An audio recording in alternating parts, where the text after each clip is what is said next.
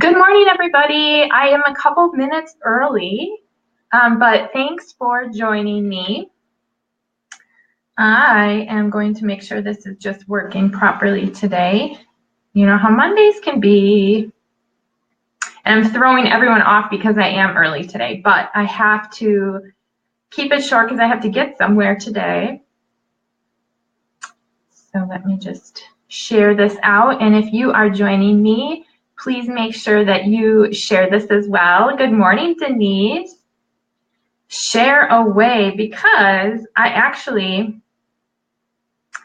this is kind of a topic that I wrote about in one of my blog posts last year. And, again, it goes with the whole theme of the way that our product has evolved as far as, how do we get our products? And, as consumers, we're obviously buying them from other places than the salon. I talked about diversion. I think is this my 12th episode? I really lost track.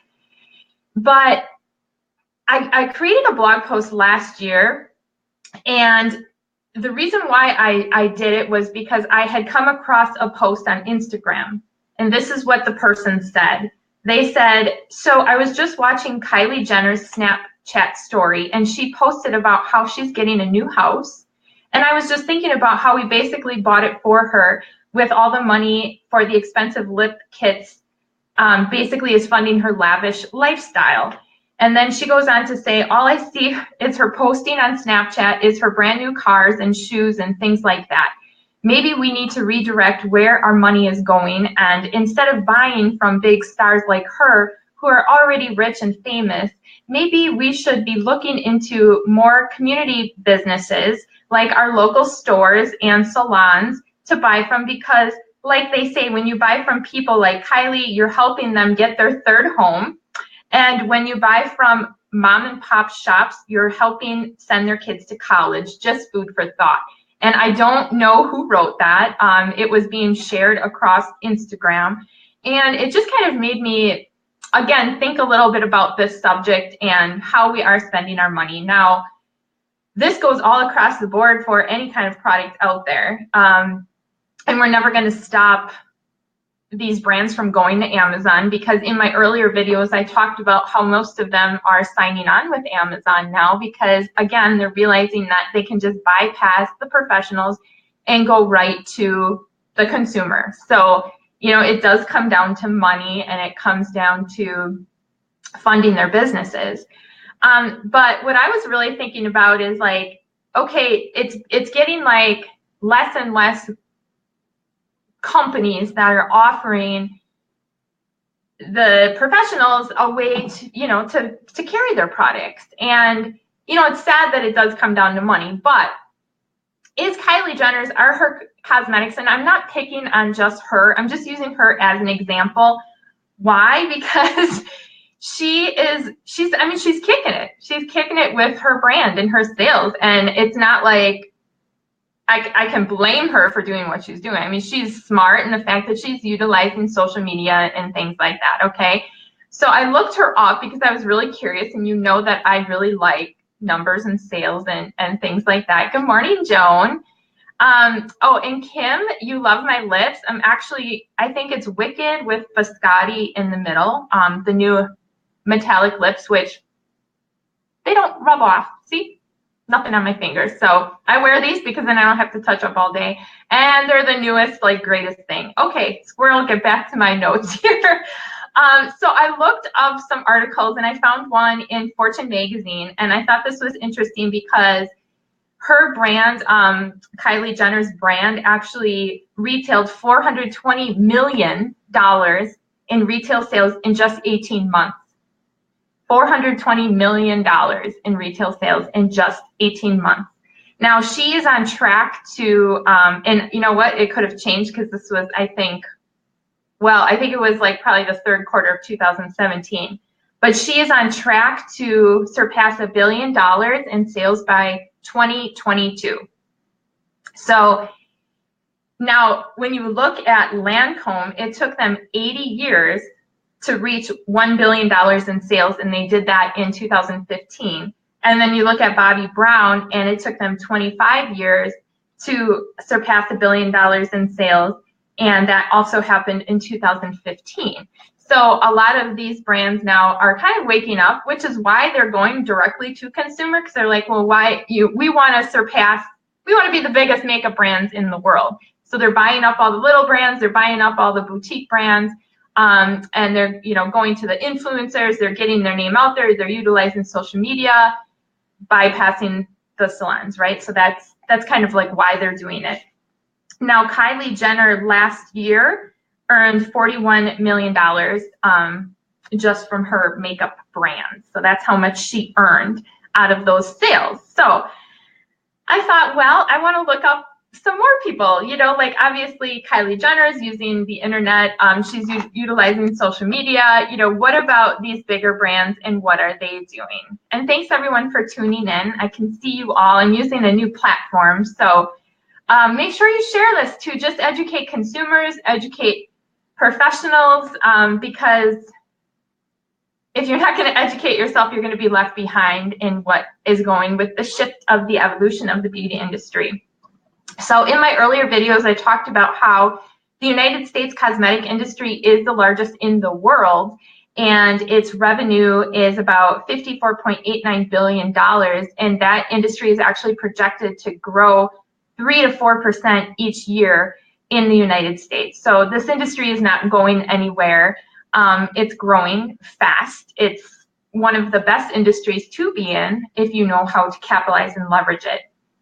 So I am on a mission. I am on a mission just to wake people up. I try not to be like, people are like, oh my gosh, some of these are like kind of eye-opening and negative. And it's not that I want to be negative. I just want to wake you guys up because there are things that you can do. And that's really where I come in, because I have a lot of experience and I've seen the shift. And I also have programs that we can utilize to be ahead of the evolution or just grow with it.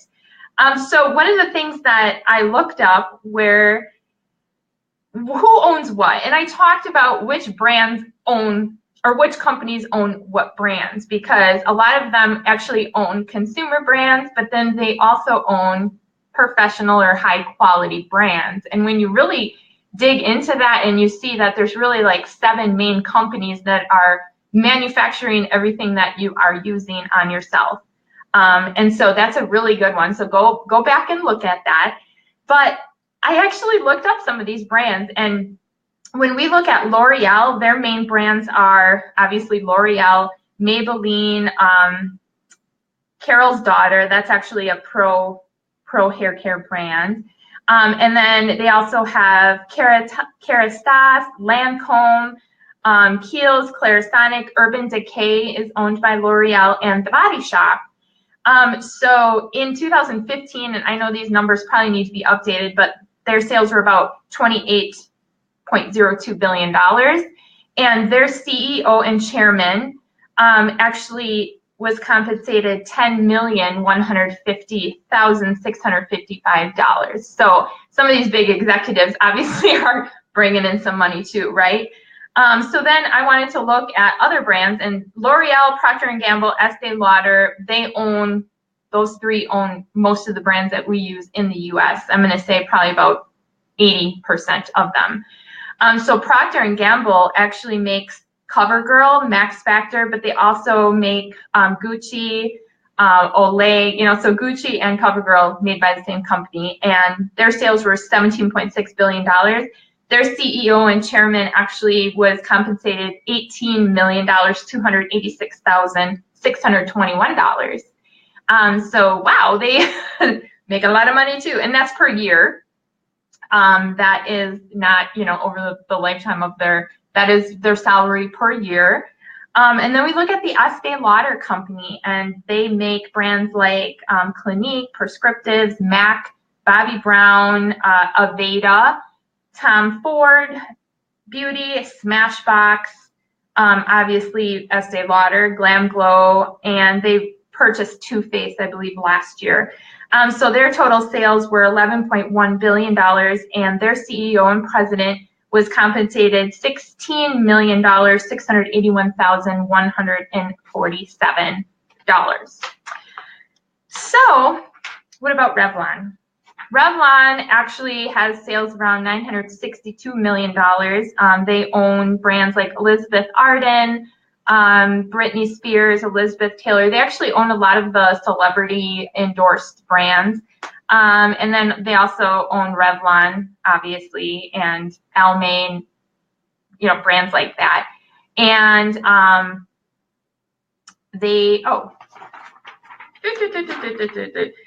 their CEO and president was actually given a salary of $3,450,253.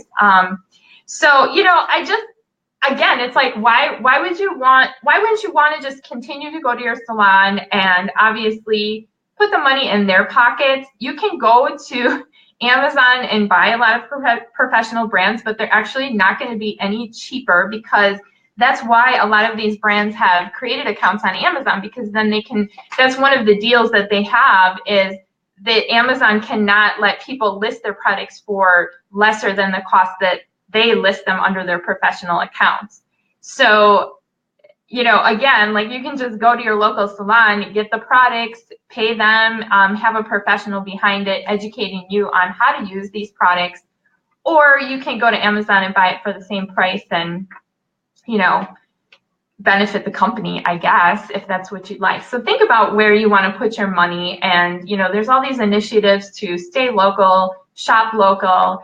We're all getting our services done somewhere. So if you are going to continue to go to Amazon, you are going to continue to put money in the big companies' pockets. And, you know, the salon's going to have to find revenue somewhere. So that could drive the price of your services up. So think about that. So this leads me into talking about, okay, what brands are out there? And I see this come up in all of the groups that I'm in, as far as a lot of professionals are really confused about why their brands are, you know, being diverted. And there's a lot, you know, watch that video, because I think that was a 40-minute video that I did about diversion. But there are still brands out there that are for the professional and will not sell out. Hopefully, they say anyway right now, right? Anything can change. There are also brands out there that are doing a lot to fight diversion, but it is expensive for them to do that. If they are listing them on Amazon, it takes a lot of legal work to get them off of Amazon.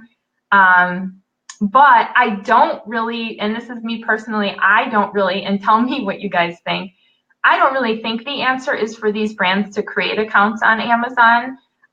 There was just one that was in one of my esthetician groups, and a lot of skincare lines are now selling out to Amazon. So they're like, well, this is a good thing for you guys, because we're now going to be on there as a professional account. And no, I don't think that that's really the way to do it. I know the company that I promote, they have been fighting this with, and our products are really not on there anymore. It is illegal or it's against policy for anyone that we do work with to list their products on Amazon. And if they find them, they are taking the court and suing them, because they are not supposed to be on Amazon whatsoever, or eBay, or any kind of resale place. And so, you know, you look at other brands and you see all of the different pages of all their products on these websites, and that's not a good thing. I don't really like that is happening. And again, it's not that they're really usually any cheaper. So huge situation in all of my groups that I'm in. So when we talk about beauty brands, I know I mentioned this in one of my earlier videos, there's really a broad spectrum as far as products go. And most pro brands that are considered pro brands, they will give you a discount as a professional to buy their products. But again, in most of those brands were listed in who owns what, they do not allow you to resell those products whatsoever. In fact, they want you to fill your kit with their brands and then send them to their stores to get them, because again, they want to keep that retail profit.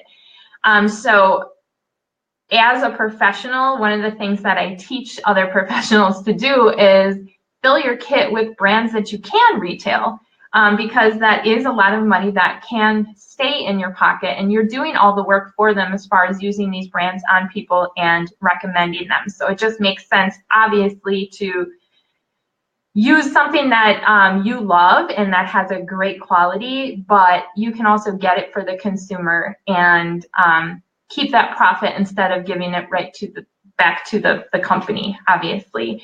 So the other side of it is there are some salon brands out there that I would say that I haven't found one that I absolutely love the quality. I'm going to be really honest there. A lot of them are usually kind of after the fact. They might be hair care companies that just come out with a makeup brand to have one, but not a lot of thought goes into it. So it might be good for everyday makeup, but maybe not so good for photo shoots or wedding makeup or anything like that.